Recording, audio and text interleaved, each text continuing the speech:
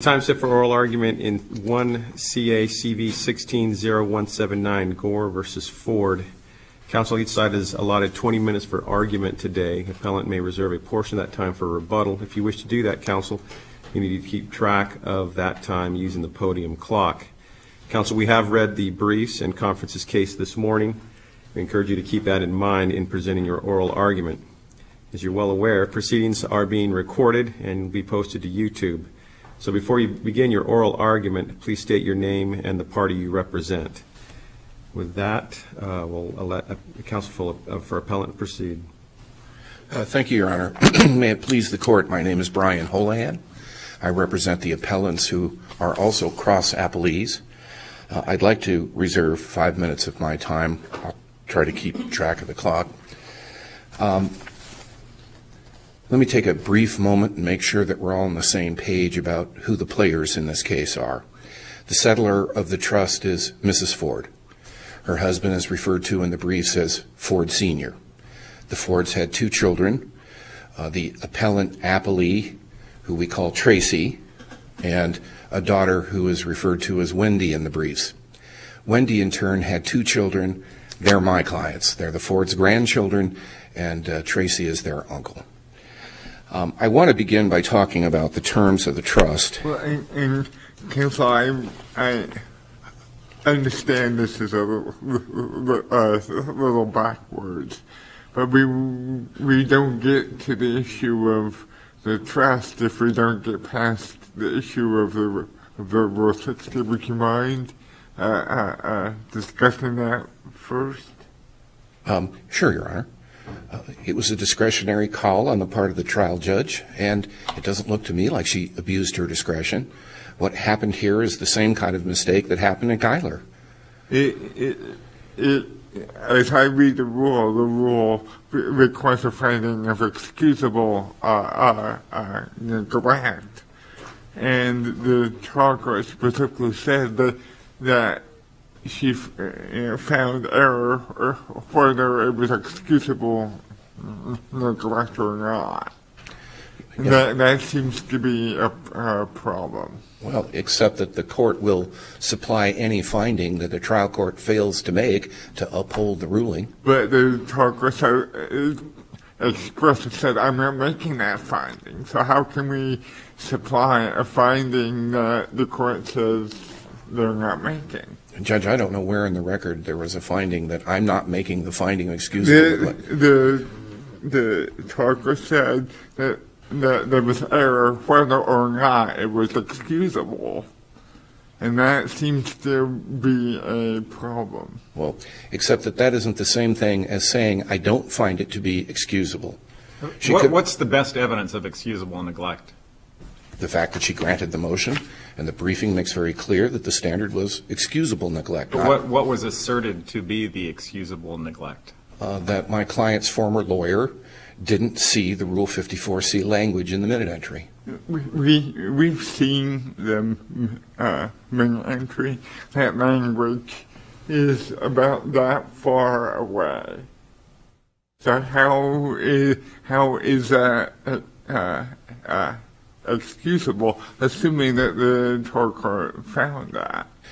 Judge, it's no different in quality than what the lawyer in Gohr did. In Gohr, he gets a minute. Well, perhaps Gohr was wrong. I mean, we're looking at this case and trying to figure out whether what the former counsel did was excusable neglect or not.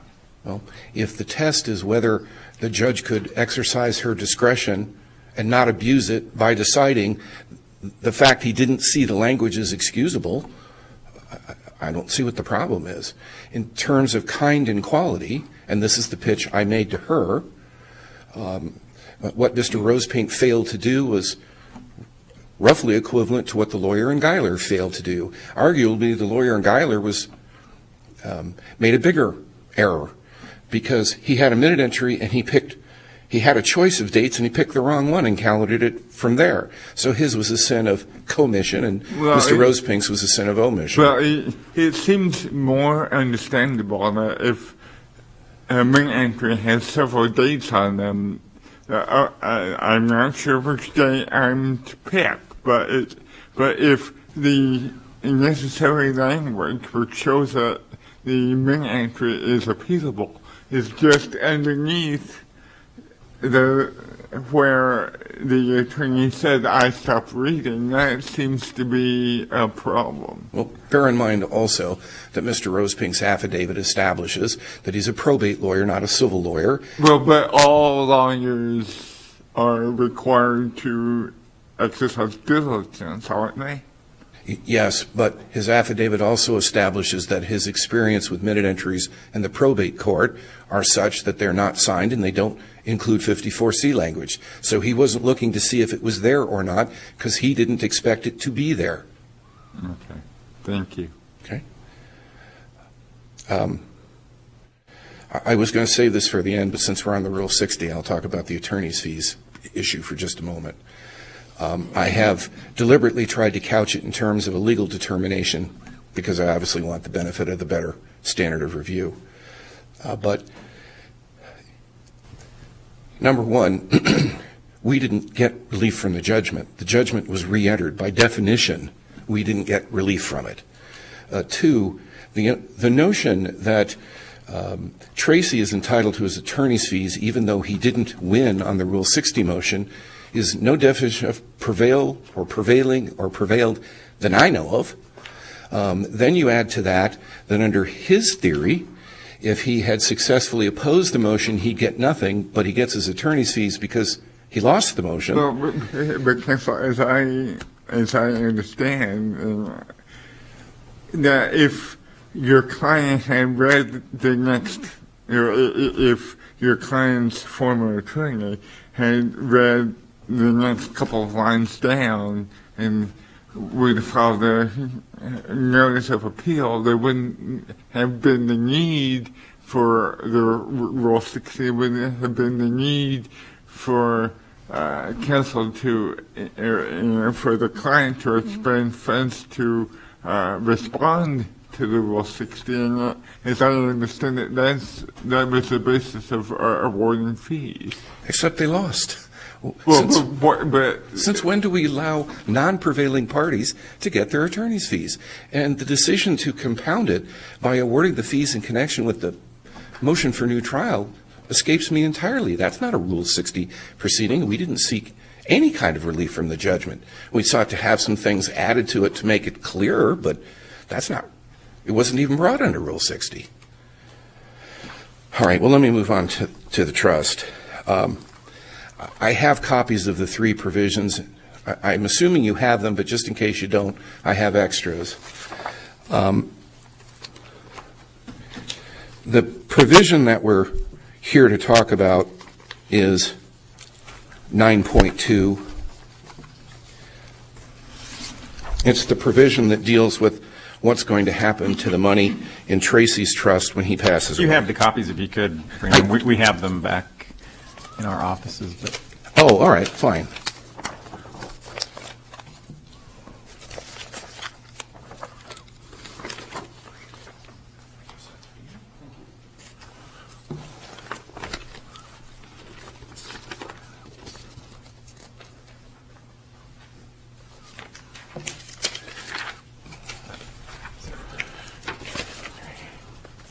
May I approach? please.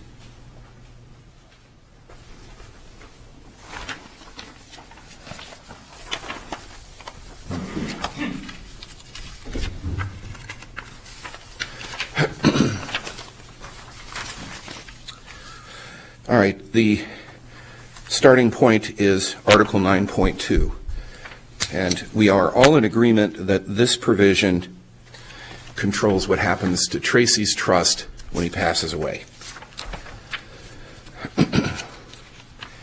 It talks about the death of the child. We're all in agreement. That's Tracy.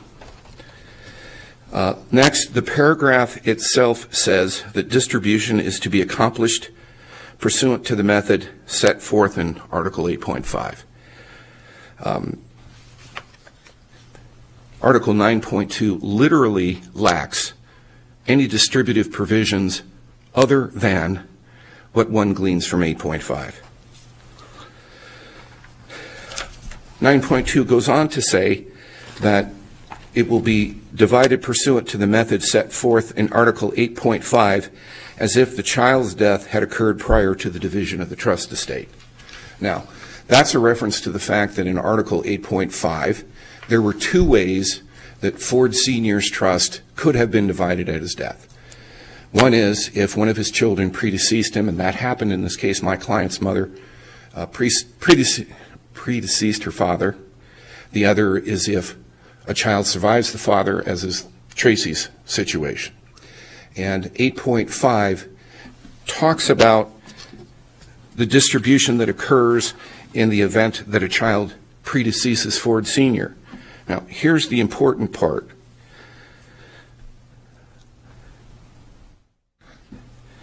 The 8.5 talks about then living issue. And there's no question that 8.5 ties the then part of that to Ford Sr.'s life. So if you read 9.2 with 8.5, we contend that it's clear that the distribution applicable to Tracy's trust is to issue who were alive at the time Ford Sr. died, into which category his son does not fall. Now, So if there'd been a child born 2 days after Ford Sr. died, he would not inherit under this.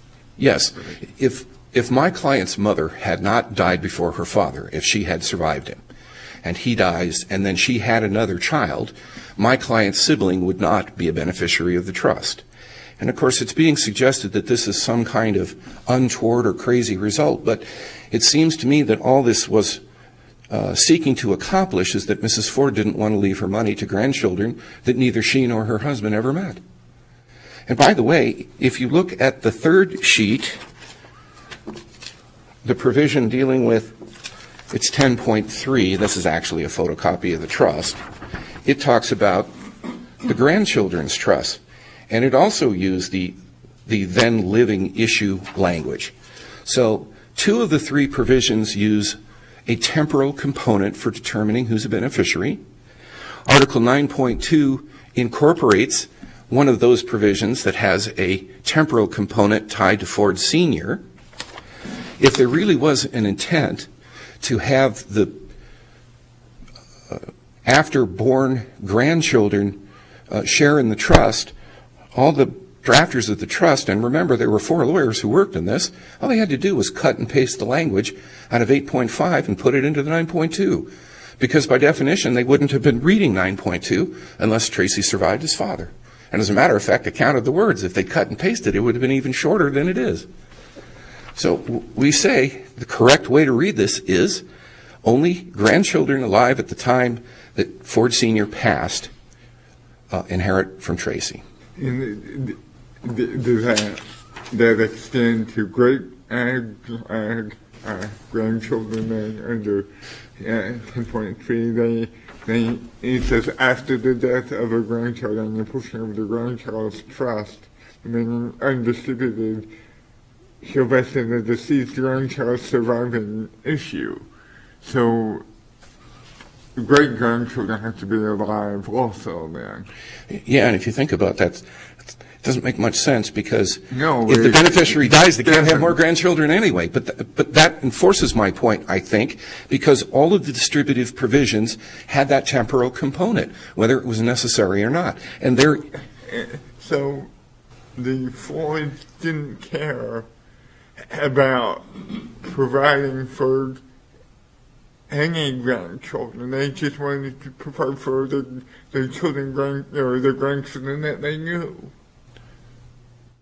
I think that's at least one interpretation of what they were trying to achieve. But if that's just one interpretation, I mean, didn't the court hear testimony and come to a different conclusion and say, I don't think that's what it, I understand that that's one way to interpret it, but if you could interpret it the other way, and the court heard evidence from someone who said, I don't think that's what either one of them intended, why would we not go Let me with that? address you could read it the other way first, and then I'll directly address your question. There is nothing in Article 9.2 that ties then living issue to Tracy. you have to read 8.5 to find the then living issue. And 8.5 talks about people alive at the time of Ford Sr.'s death. So how one finds ambiguity or intent from the actual written word escapes me. But let's talk about the evidence. First of all, the lawyer who wrote the trust testified. She was the only one who testified, and she began by saying, I don't remember what they intended. She also admitted that while she ordinarily would not have written a trust to disinherit unborn grandchildren, she reads it the way we read it. Other than that, there isn't any evidence of what it is the Fords did or didn't intend. The finding that they intended a result that the trial judge may have thought was more fair is just that, the trial judge's belief of what is more fair. There isn't any evidence to support that. And unless the court has more questions, I'm at my reserved time. Thank you, counsel. Mr. Fuller, go ahead.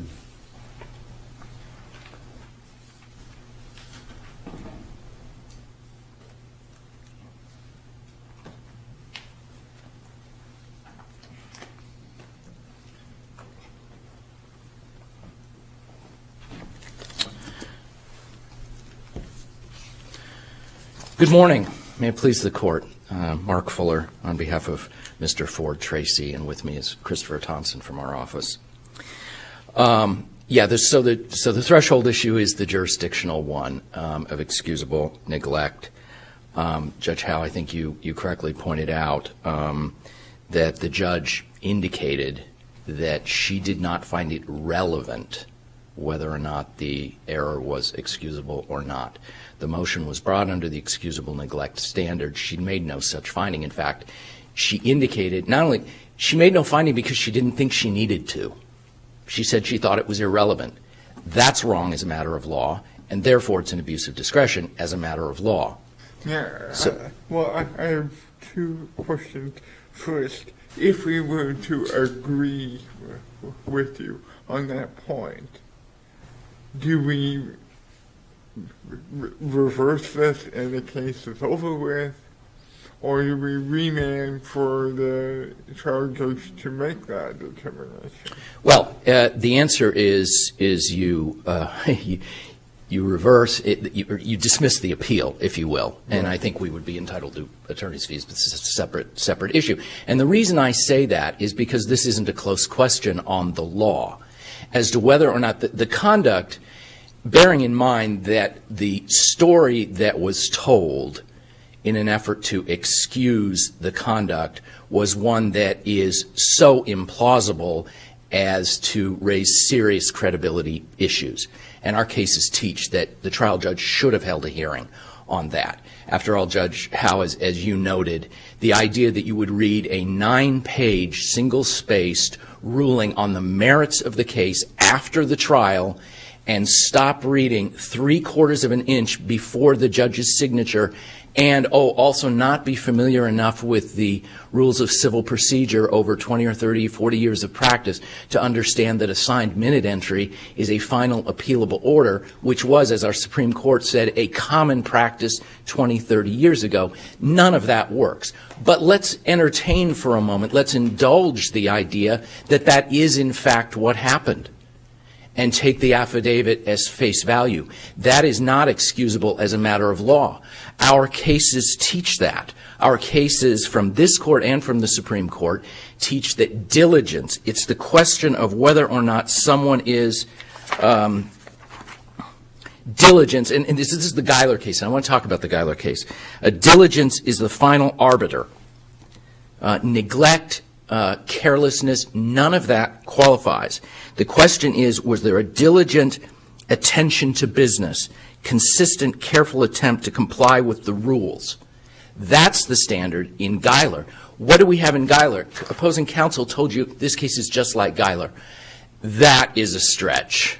Gohr involved a minute entry with several date stamps on it, but you couldn't tell. The mail distribution center stamp was completely illegible. What did the lawyer do? Did he just ignore it? No, he carefully calendared. He looked and he engaged in a diligent effort to represent his client to the best of his ability. He looked at the date. He couldn't see mail distribution center because it was illegible. He calendared the date.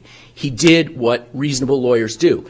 He was human. We're all human. We all make mistakes. That was within, not in that case, the trial judge could make a discretionary decision that was excusable neglect. In our case, I picked up the final ruling on the merits and I stopped reading. That's what he says. I stopped reading when I saw everything I needed to know. Everything I needed to know except 3/4 of an inch away, this is the judgment in the case, we need to appeal. And the second question I have is that counsel just said that the court didn't grant relief under Rule 60. And I was perplexed by that. Well, I'm perplexed by it in the sense that I believe it was entitled Motion for Relief from Judgment under Rule 60. They sought relief from the court. It was filed under Rule 60 for excusable neglect. Now, to come back after the fact and say, well, we weren't really asking for relief under Rule 60, that, again, is a stretch, I would submit. But moreover, what did the judge do? She granted the motion under Rule 60 and gave them relief. What relief did she give them? The opportunity to appeal, which was lost forever because a lawyer claims he stopped reading the final ruling on the merits. And can we talk about attorneys? Yes, I will. Yeah. In my reading of the briefs, and I could have missed it, you didn't discuss that if the court erred in granting the Rule 60. You didn't address whether you would still be entitled to your fees for responding to the Rule 60. As I see this, if the court was wrong in granting the Rule 60 because the court granted fees under Rule 60, your right to those fees goes away, and I'm not aware that you've addressed that. Yeah, and it's a good point. I'm not sure we did. So let me address it right now. All of this litigation was, in fact, spawned by Rule 60 and a variety of and the proceedings under that. So I do think under Rule 60 that that the trial court would have the power to award fees. But let me go a little bit further, because this is something we mentioned in our brief and the other side shrugged aside in a footnote, which is 12-349. We asked for attorney's fees under 12-349. But the court didn't rule on it. Well, I beg to disagree, Your Honor. She didn't rule. She made a finding, and I think it's really interesting, and I would urge the court to go back to IR 327, which is her order of February 22nd, 2016. And put yourself, let's go back and talk about what really happened on this motion, which is they filed a motion saying, Judge, you can't give attorney's fees. They didn't cite Rule 60. They cited nothing. You can't give attorney's fees. We had to brief that whole issue. We had to research it. We briefed, I think, 15 or 20 cases we discussed. They raised a due process argument. They said, they raised every argument under the sun, ignoring Rule 60. And so we had to address all of that, okay? That's where our fees were incurred. They then filed a reply insisting, no, we're wrong about all that. We have to have a hearing. What happens at the hearing? They say, oh, yeah, okay, Judge, we give up on Rule 60. You do have the power to award attorney's fees under Rule 60. Now, they say that didn't happen, but in fact, the trial judge said it did happen. She entered her order, and she says at oral argument that that's exactly what happened. And I think for purposes of appeal, we take the trial judge at her word as to what happened during the oral argument. So they conceded that position. Is that a 12-349 issue? It absolutely is. We pointed that out. And if you go to the third page of this order, IR 327, she says, the Gohr beneficiaries could have initially acknowledged that the court did have authority to award attorney's fees and solely contested the open-ended issue by asking for us to file an application. Tracy Ford filed a response during oral argument. The Gohr beneficiaries conceded that the court was able to award attorney's fees and costs. So, is that 12-349? Is that a 12-349 finding? I submit that it absolutely is. We asked for it explicitly under 12-349. She made a finding. She doesn't say we can use the Gohr beneficiary's position, which I think is a good one. Absent contrary evidence, we assume the court made the findings necessary to support the ruling. And that there is no way it's an abuse of discretion. That unnecessarily prolonged and delayed the proceedings. Any lawyer, a trial judge, is well within his or her discretion to say, you force the other side, you file a motion, force the other side to brief an issue, and then show up at the oral argument and say, okay, we give in on the main argument we raised, and you had to go through all this briefing. So I think it's affirmed on that basis as well. And if the other side wanted more findings, more formal findings, it was their obligation to object then and ask the court for more findings. And having not done so, they waived that argument on appeal. We cited those cases in our brief. I think that's an important point. They cannot now say there should have been more findings because they didn't ask for them. That is a finding. That's a finding that they forced us to incur attorney's fees unnecessarily. Could I go back to excusable Yes. neglect? Is it excusable to neglect if you assert that this is outside my area of practice? I'm not Yes. a litigator. I didn't understand it. I read it, but I didn't understand this is what has to. Absolutely not. In fact, we cited cases where pro se parties are held to the rules. It is absolutely no excuse. There isn't a court we've seen anywhere that says, well, if you don't practice in that particular area, which, by the way, raises some separate concerns that really aren't part of this case, but you are supposed to be competent in the area you're practicing. And what is the, diligence? If you're going to practice in the courts of Arizona in a civil case, a probate case, whatever, and you're not familiar enough with the rules regarding what is a judgment that you need to appeal from, that's not something you go back to the trial judge and say, that's really excusable. Absolutely not. That argument has been made by pro se claimants saying, well, we're not even lawyers. The court says, no, that doesn't work. That doesn't work. And we've cited some of those cases in our brief as well. By the way, the probate court uses, and we were under the Arizona rules of civil procedure, all right, not some set of unusual local rules of practice for a particular bar, or not the patent bar, or the rules of civil procedure. I want to talk briefly about the merits, and I want to start, opposing counsel told you the starting point is not section 9.2. No, not so. The starting point is the expression of intent at the outset of the trust, as the trial court noted. The intent was to benefit children and grandchildren. Now, in the course of this argument, well, let me say this first. I want to talk about the Arizona Supreme Court's teaching on this. And in particular, the Goddard case, which we cited on page 20 of our brief. And the idea is that, of course, everyone agrees. You're trying to figure out the intent, right, of the settlor. What do you do? Is this some kind of mechanical exercise? No, not really. And what is the first thing you do as the court? The Arizona Supreme Court tells us the court places itself in the position of the settlor at the time of the creation of the trust and interprets what he has said or done in light of his environment at that time. So, what does that tell us? It tells us that step one is we know the intention was to benefit children and grandchildren.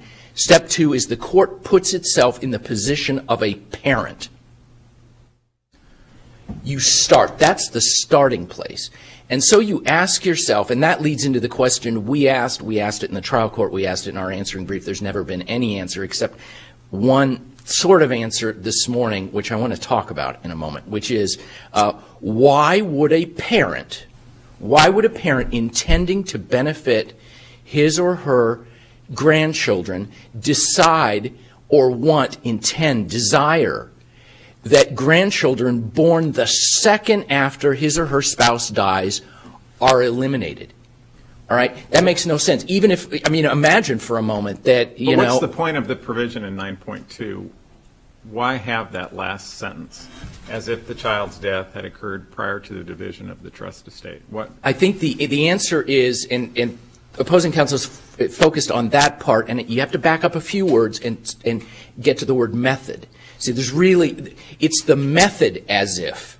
It's not just as if, it's the method as if. It's a hypothetical. Now, look, I'm not going to stand here and say, as lawyers like to do, oh, this is so clear. It's clear, I think, when you apply the correct principles of interpretation. I think it is clear. And I want to talk about this, but how does it differ if you didn't have the italicized portion, the as if the child's death had occurred prior to the division of the trust estate? How would the distribution have been different?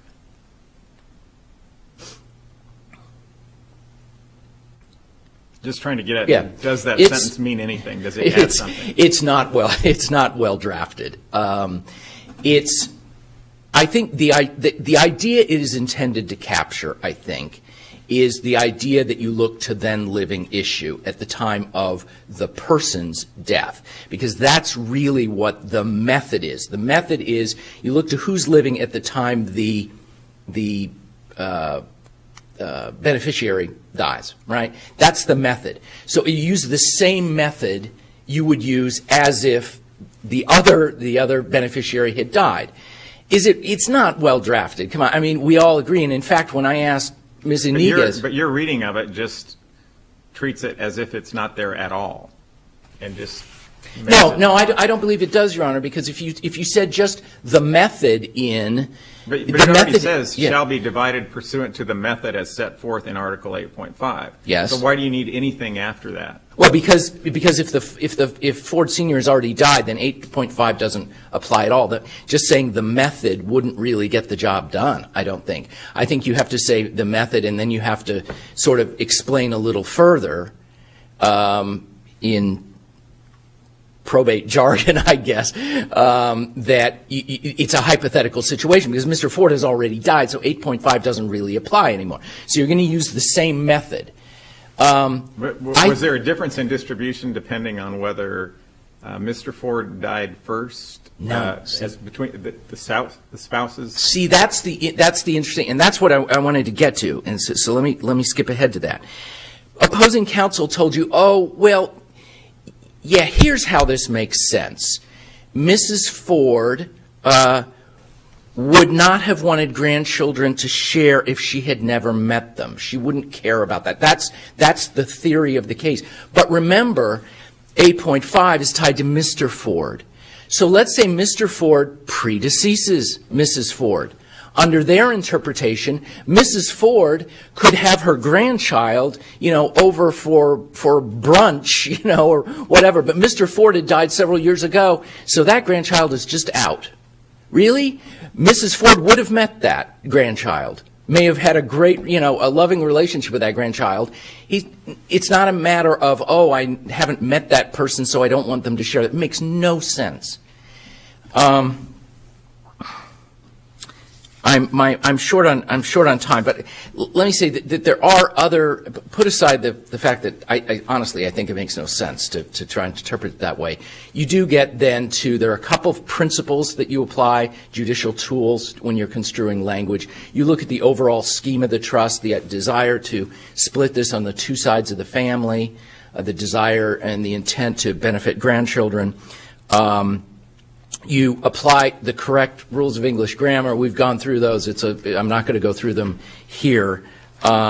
You look at the question of what are the rules in trust law as to the presumptive intent. The presumptive intent is to include all beneficiaries, as many family members as possible, absent any particular reason for an earlier distribution. They call that class subject to open in the jargon, but that's the principle underlying that, and the cases explain this, and it's a black letter principle, that rule exists for a reason. The reason is that's the probable intent. That's the intent we presume, absent some reason to do something differently. So when you apply all of those, I think it's only clear once you look at it in that context. You put yourself in the parent's position, as the Arizona Supreme Court tells us to do. But does it apply? Does that presumption apply when it's an adoption of an adult child? Is that the presumption? In this case, there's no dispute that adopted children are treated exactly the same way, and that was the intent. Regardless of the age of the. Correct. There's that point was ultimately, I think, conceded. I don't see that argument in the briefs. But, and I'm down to just a few seconds, there was, in fact, a factual finding that's subject to a clearly erroneous standard. Now, I think I think it was incorrect what opposing counsel told you was the sum total of the evidence. 3 points that Ms. Iniguez made. And I would suggest that if the court is going back and looking at her testimony, I would start at index of record 300, which was her deposition, which was submitted to the court as a preface to her testimony on the stand. It was submitted as evidence so that the court would be up to speed and we wouldn't have to recreate the wheel. And so I would start there. She made 3 points. She couldn't remember a single instance in her entire career where anyone had wanted to disinherit grandchildren because they were born or adopted after a spouse died. She told me how she would write such a provision if that had been the intent, and it was completely different than this. And she agreed, and she testified under oath in her deposition given to the judge that she did not intend the result being argued by the Gohrs. She was Mrs. Ford's lawyer. She says she did not intend that. She did not intend that result. And I think, talk about evidence. The trustor is no longer alive. The only person is her lawyer, and her lawyer says she didn't intend that. Clearly erroneous standard. You never, ever, ever make that, meet that burden, in my view. Thank you. Thank you, Mr. Ford.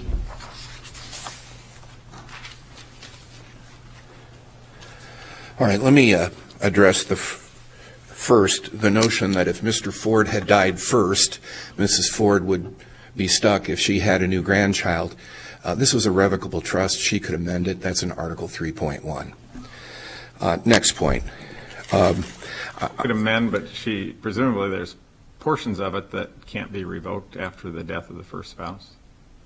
Is that not accurate? I don't believe that's accurate. What happened is if he died first, there would have been no surviving spouse trust.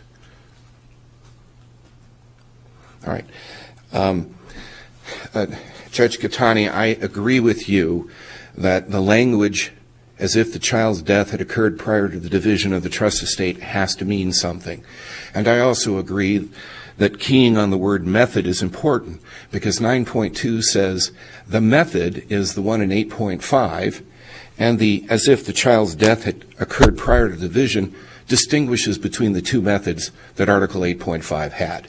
And importantly, the actual language of 8.5 ties then living issue to Ford Sr., not Ford Jr. There's no wording anywhere in the trust that makes then living issue tied to to Tracy.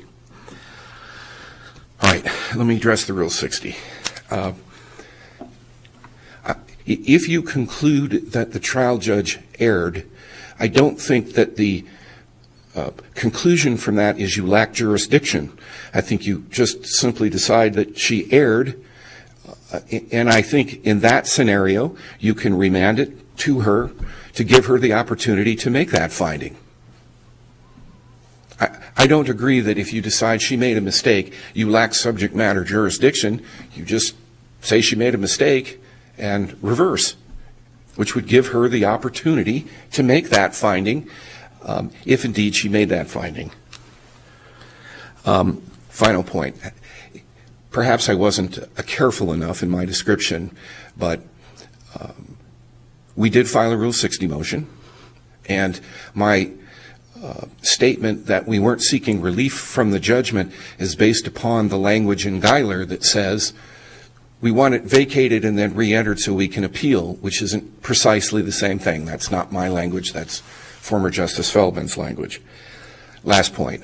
I think Mr. Rosepink's declaration is being misconstrued, and perhaps it's my fault. We made a point of saying that his claim isn't that he didn't know what 54C is or the importance of appealing from it. What his declaration was intended to establish is that because he practices in the probate arena, that it's been his experience over the years that in the probate court, most judges and commissioners do not include 54C language and signatures in their minute entries. That was the mistake he made. Not he didn't know what it was, he was outside of his practice area, he was being sloppy or any of the kind, just I didn't realize that that practice had begun to be used by probate commissioners in probate matters. Finally, it's clear that she not only didn't grant 12349 relief, but she failed to make the statutory findings required by 12350. So that can't supply the basis for the attorney's fees. And unless the court has any more questions, I'm done. Thank you, counsel. Counsel, thank you for your briefs and your presentation here today. They were very helpful. We'll take the matter under advisement and we'll issue a written ruling in due course. We'll stand at recess, allow the next case to set up for their oral argument, and we will remain on the bench while that occurs. Thank you.